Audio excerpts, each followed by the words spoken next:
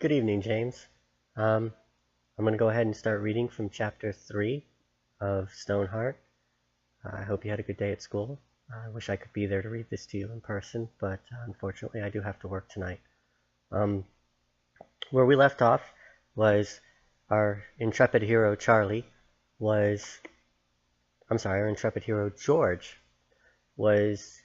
got in trouble for having a stand of pamphlets knocked over from a bully.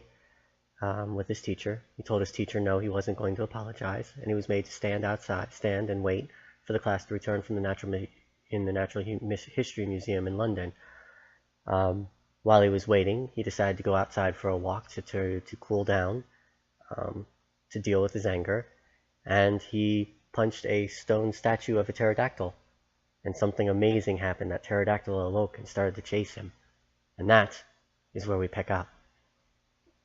Chapter 3, Old Running. He hit the corner of Exhibition Road, skidded into a turn, and started sprinting, careening off the crowds filling into the Science Museum. By the time they started to protest, he was just a memory of blurring feet, 50 yards up the road. A traffic warden tried to grab him with the reflex action of all men in uniform have when someone young runs really fast in their direction. "Hey there!" George tore out of his grip and kept going.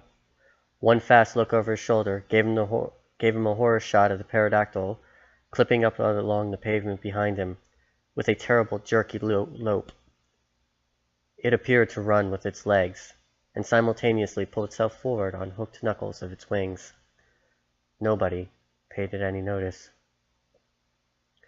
George screamed and doubled his speed, ducking into a side street, then almost immediately turning into another.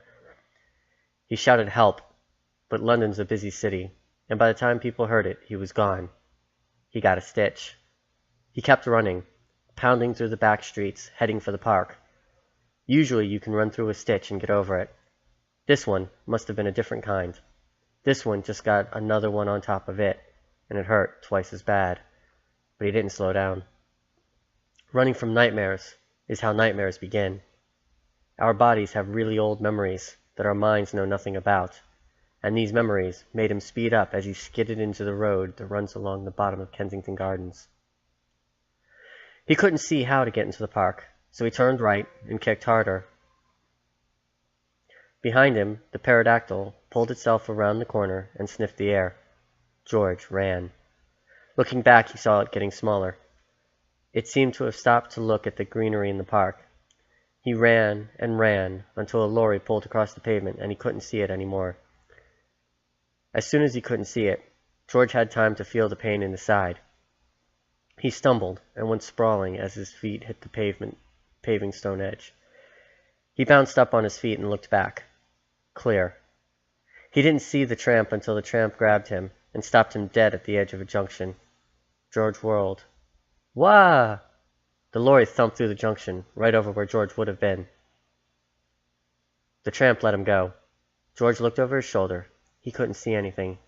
He gave in and bent double, gasping with pain and exhaustion, wondering if he was going to be sick. "Don't mention it," wheezed the tramp. George pointed back down the empty road. The tramp looked back along his arm. The pterodactyl stepped out from behind a tree and looked at him. Then it scuttled behind another trees. "Did you see it?"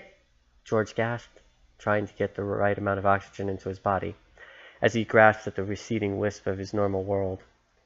The tramp shrugged and shook his head. "Just 'cause you're paranoid, don't mean they ain't after you, mind," he said, and dissolved into a series of lumpy giggles that sounded like he was being choked. George gulped air. Everything hurt. His feet, his muscles, and his lungs. His head hurt worst of all. There was no movement from the distant tree. There was movement closer to him. There was something above the tramp's head on the side of the building. On an elaborate drain pipe, a carving of 3 fantastical lizardly salamanders fanned out, their tails decoratively plaited together, their heads facing down, each about 8 feet long. That wasn't what caught George's eye. What caught his eye was the fact that they moved. George's jaw fell open. Above the tramp's head, the 3 architectural details started to writhe. He could hear the hiss and slither of scales against scales, and tails begin to unplate themselves. He could see the salamander's eyes turn to him, their noses sniffling. Cold fear wrapped his neck. He pointed. The tramp followed his gesture. He looked puzzled. What? One of the lizards got its tail free of the others and reared back, hissing at George. He looked at the tramp for a fast second. Can't you see? George heard a distant clack. He tore his eyes from the new horrors on the building wall to see the pterodactyl awkwardly loping towards him, only 30 yards away. George was running again.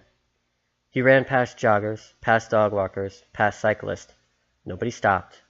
Nobody looked. Nobody helped. But he didn't slow down. The one time he did snatch a look back, he could see the salamander scuttle and slither along the gutter beside the creature with an unlizardly, sidewinding motion he'd seen in a program about rattlesnakes. It was a movement that was horrible in itself, full of threat and power and evil. George pumped down the pavement, now running alongside Hyde Park, past a modern brick building with a tower and a soldier and a horse outside. The soldier didn't give him a moment's look. He could feel each pace through the soles of his shoes, like the pavement was hitting him, rather than the other way around. He could hear his breath like it was someone running beside him. His chest hurt as if it were being burned inside. He risked a look back behind him. Hoy! He hit the street cleaner's barrel at full tilt, smacking the wind out of his body and sprawling a mess of brooms and rubbish bags across the pavement. Hoy! George felt a breath, and another one, and then a lot more ones, that each hurt worse than the last. He wiped tears from his eyes. You mad? The street cleaner wanted to know.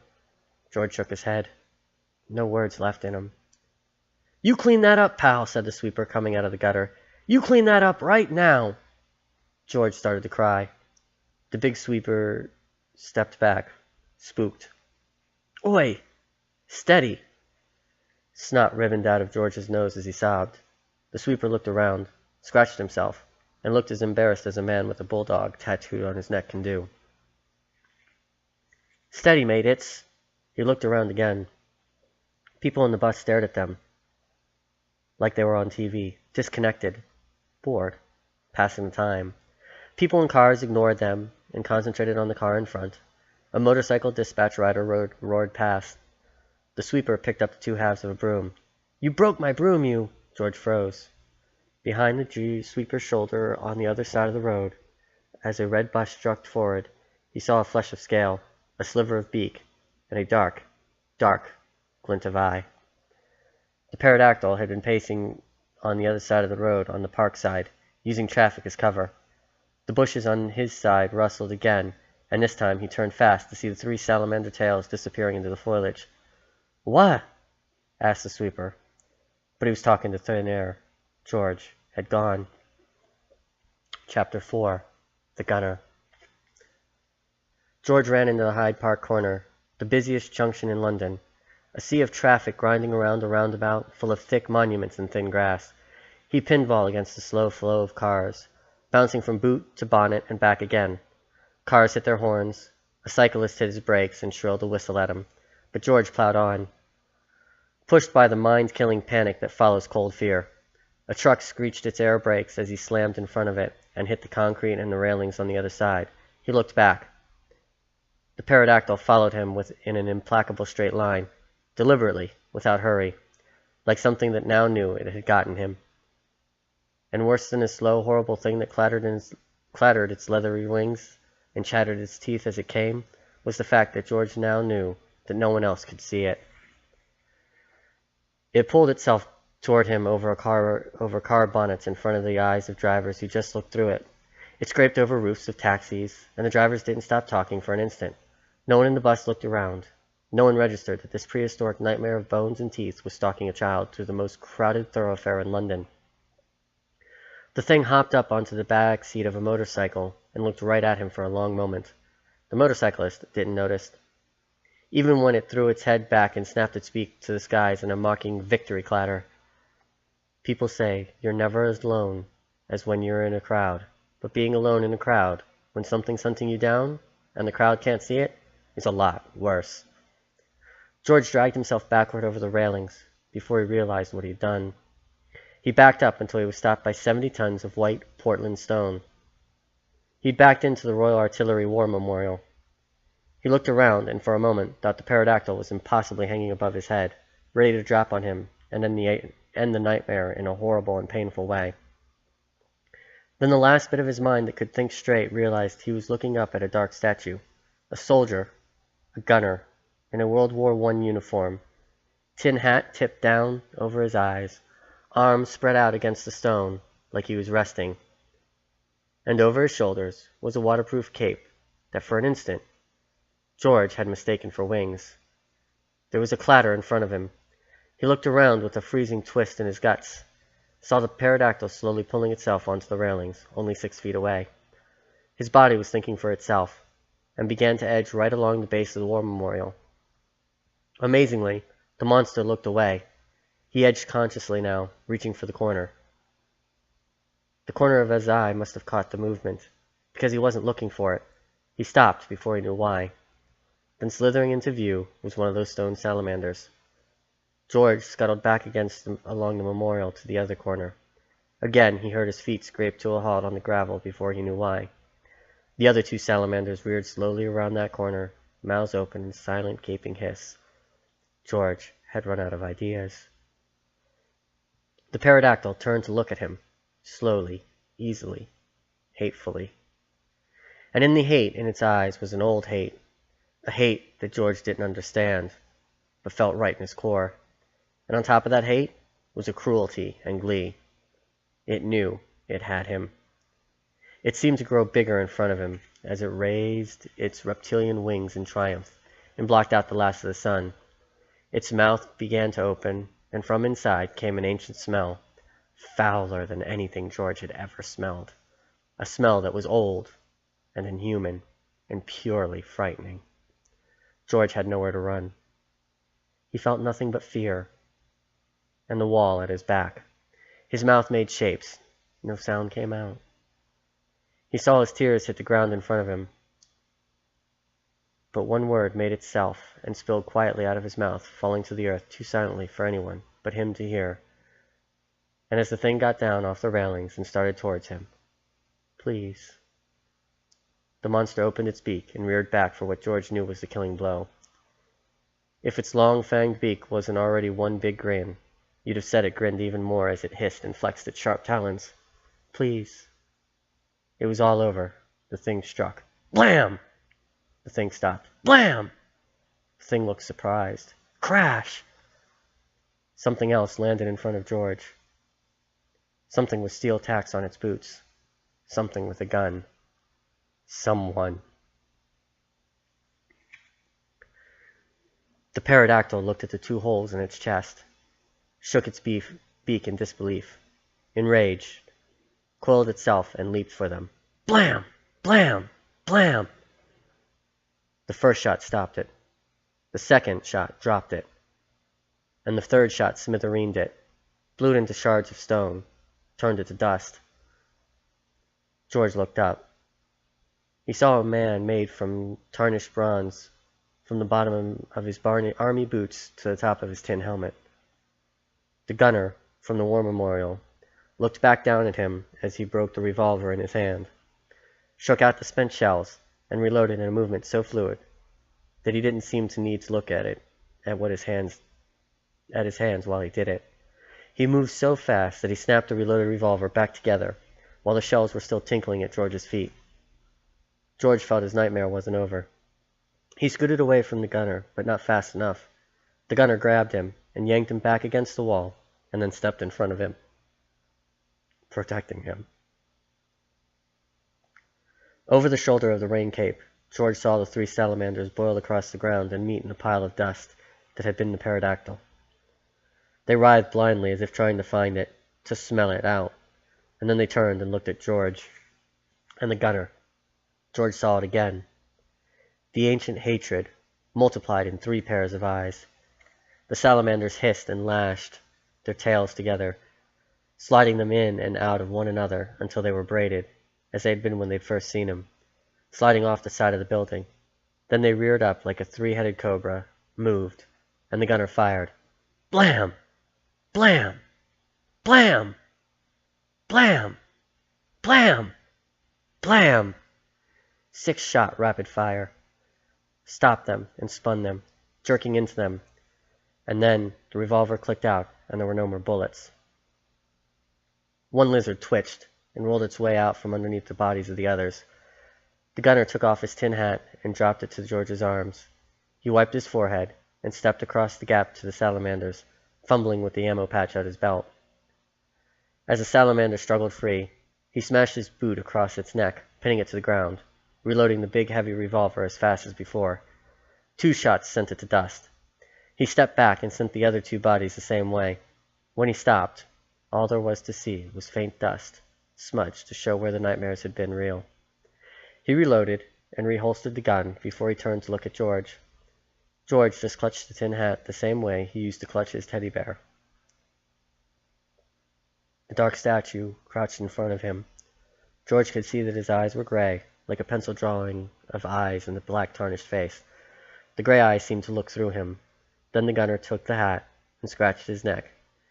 He stretched his neck like he was working his kinks out of it. In a gesture, George later felt it was strangely familiar. Right now, George just watched. It wasn't that his mind hadn't caught up yet. It hadn't even started. The gunner propped the hat against the war memorial and hunkered down next to him, picking something out of his uniform pocket. Cigarettes. The whoever, scratched a black match on the white stone and produced a yellow flame that applied to the cigarette between his lips. Gray smoke plumed and disappeared inside the statue, and reappeared in a perfect smoke ring. They both watched it shimmer and fade in the London air. George couldn't think of what else to do except, thanks. The gunner turned and looked at him, took another puff, and kept on looking. George came up with something else to say, but all it was, He looked at his feet. At least they were familiar. An unfamiliar voice came from the gunner's throat. A gravelly voice. A Cockney voice. Thank me when this is over, mate. George looked up to see the gray eyes still looking at him, because they didn't blink. He could see the white bits were now a very light gray, and the pupils were getting even blacker. The gunner took another puff and blew it out on a half laugh. Blimey, you got no idea what you just started, have you? Chapter 5. Caged Heat. Deep in the city, something had been woken. Something so old and so ordinary that the people had been walking past it for centuries without giving it a second look. It was so commonplace and undistinguished that anyone who came looking for it couldn't fail to be disappointed with what they found. Not that anyone had come looking for a very long time. Nothing about it gave it a hint as to its purpose or its power. It looked like a roughly hewn lump of old masonry. Whitish rock, about the size and shape of an old milestone. The only clue that it was more than the nothing it seemed, was its setting. It was caged. It sat in the building that was younger than it by at least 2,000 years, and it looked out onto the street through a thick lattice of iron bars. Given its antiquity, people who noticed this usually thought that the bars were to protect it from the public. Only a very few, and a very strange few at that, knew it was precisely the other way around. The grill of the iron had become a wind trap for the rubbish that had swirled around the building of the eddies from the looming high-rise opposite. A gutted packet of crisps was stuck on top of the thing, glinting silver and brown. A fragment of a label proclaimed, "Barbecue B," to anyone who chose to peer and see what flavor its long-gone contents had been. If the person peering had been a connoisseur of the coincidences, they would have no doubt have smiled at what happened next, given that the label turned out to be a prophecy as well. There was a low-frequency hum, the kind that old refrigerators make in the dead hours of the night, when they think no one is listening. And then the crisp packet slowly shriveled and shrunk, and finally burst into a bright, short-lived flame, before disappearing completely. And it may have been nothing, or it may have been the 2 narrow blood grooves on the rounded top of the stone. But clear to the debris, it now suddenly looked vacant and as ready as a mortician's slab. Chapter 6. The choice. Now that everything had stopped, George's legs began to shake for real. Once more he felt like crying. Once more, but only just. He decided he wouldn't. He felt very tired, the kind of tired that sucks you towards sleep like dark undertow. The kind of tired you know you have to fight because the sleep is pulling you down and may not be a good sleep at all. He looked around to see if the gunner was still hunkered down next to him. He was, his eyes panning back across traffic in front of them. From high above came a keening whistle. George looked up at the triumphal arch on the other side of the grass. A vast statue of a woman in a chariot, pulled by plunging horses, loomed overhead. The whistling came again, this time sharper, this time so high and urgent that it drilled into his ears and hurt. The gunner nipped at the end of his cigarette, pocketed it, and stood up in one decisive moment. "What is that?" asked George. The gunner's eyes looked up to the frozen horses in the sky. "That is Quadriga." "No," said George. The whistling came again, and now there was no mistaking its message. "That," he finished, "is a warning," the gunner said. "What about?" The gunner scanned the rooftops over the road. "This isn't the time for questions, son. This is the time for a choice." George opened his mouth. The gunner rode right over to him. "Choice is, stay or go." Tiredness sucked at George so hard that he felt like stopping swimming and sinking into it instead. Closing his eyes seemed like such a good thing to do that he let them flutter before he shook his head and tried to think. "I don't know what's happening," he began. "Yeah, you do.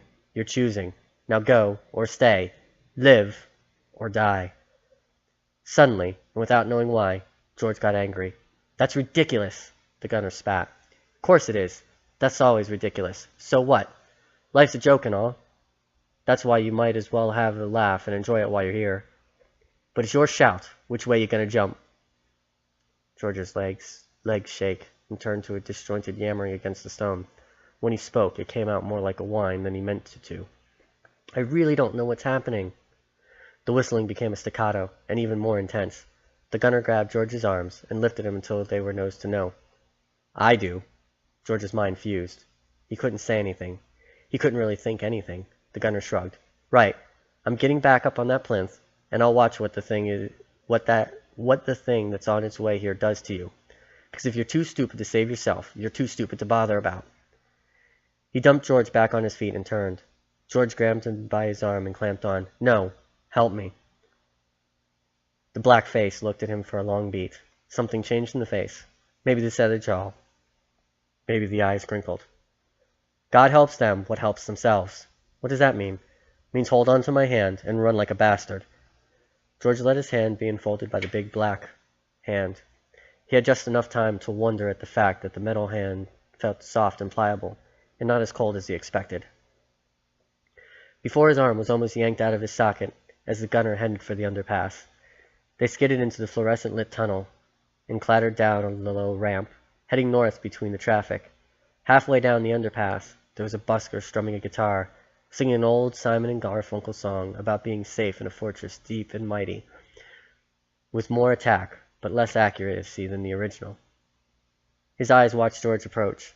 He gave no sign of seeing the gunner, or hearing the hobnailed crash of his ammo boots on the concrete floor.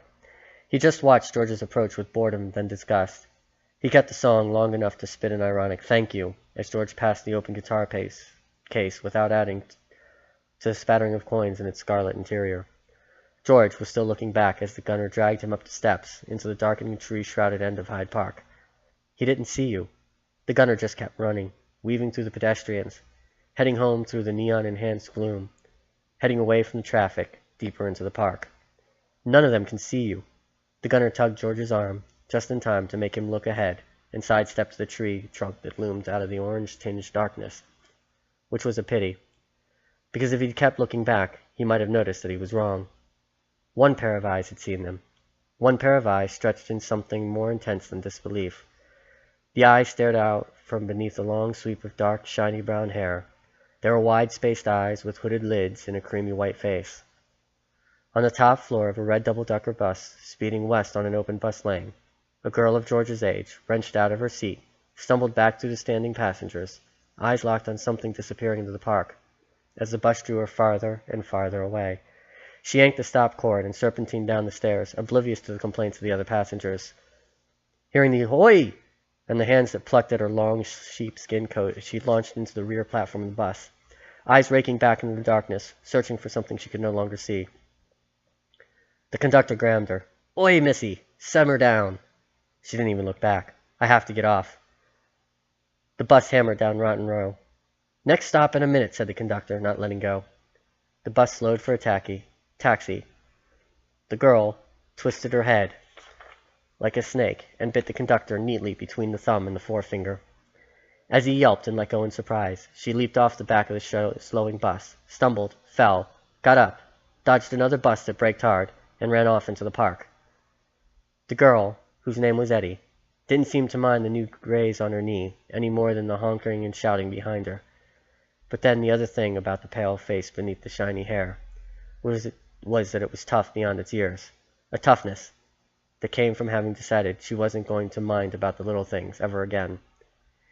And it had the look of a face, hard on the trail of something big. That's where I'm going to wrap it up, James. Good night. I love you.